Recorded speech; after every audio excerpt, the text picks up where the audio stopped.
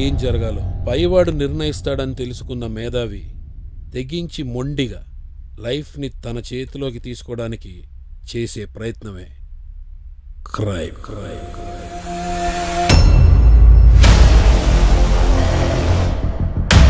ఒక్కసారి డబ్బు మన చేతికొచ్చిందంటే భయం పోవడమే కాదు, ఆ దేవుడు కూడా మనల్ని ఏమీ చేయలేడనే ధైర్యం వస్తుంది.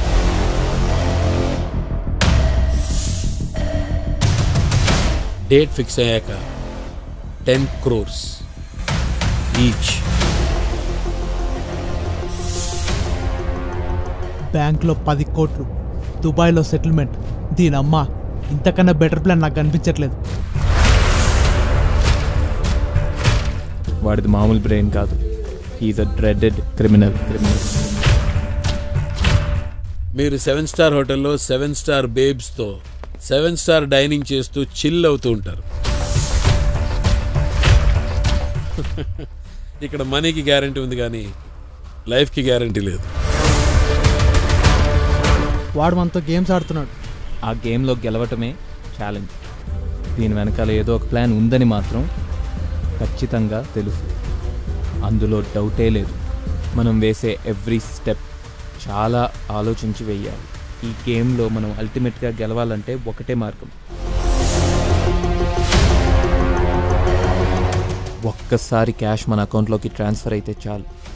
వాడికి ఆలోచించుకునే టైం ఇవ్వకూడదు. అవకాశం చూసుకుని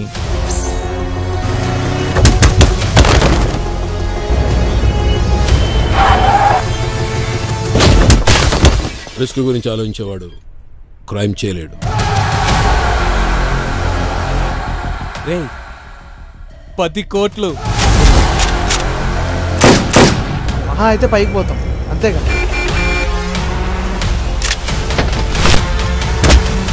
సెబాస్టియన్,